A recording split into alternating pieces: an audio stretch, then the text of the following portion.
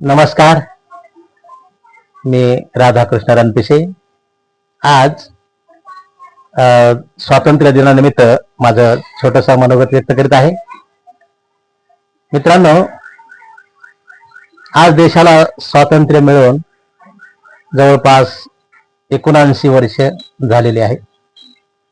आज आपली लोकशाही कोणत्या दिशेने वाटचाल करीत आहे यावर आज आपल्याला अवलोकन, आत्मपरीक्षण करण्याची गरज आहे.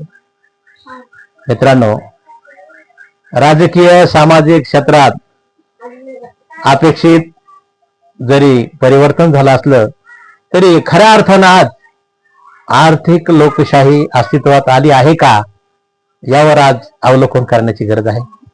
डॉक्टर बाबासाहेब आंबेडकरांना अभिप्रेत असलेली आर्थिक समता आज प्रस्थापित झाली आहे का, तर यावर विचार करण्याची आज गरज आहे. मित्रांनो, आज प्रत्येक क्षेत्रामध्ये खाजगीकरण वाढत आहे.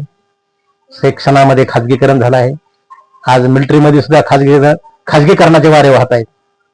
UPSC MPSC यांना सुद्धा कॉन्ट्रॅक्ट बेसवर आणण्याचा प्रयत्न हे सरकार, महाभाग सरकार करीत आहे.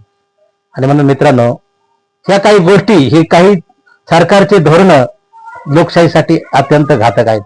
आणि म्हणून हे मित्रांनो, आज भांडवलदार होत आहे तर कामगारच राहत आहेत.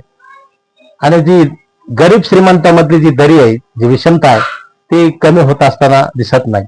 आणि म्हणून हे लोकशाहीसाठी अत्यंत धोकादायक आहे. आणि म्हणून आज भांडवलशाहीकडे आपली लोकशाही वाटचाल करीत आहे की काय असं दिसत आहे. आणि हे आपल्या लोकशाहीसाठी डेंजरस आहे. आणि म्हणून मित्रांनो, आणि म्हणून या गोष्टीवर आपण सर्वांनी विचार करायला पाहिजे की आर्थिक स्वातंत्र्य अजूनही आपल्याला मिळालेलं नाहीये. हे नाकारून चालणार नाही. आणि यासाठी म्हणून आज सर्व राजकीय क्षेत्रात, सामाजिक क्षेत्रात विचार मंथन होण्याची गरज आहे. धन्यवाद. जय हिंद, जय भारत.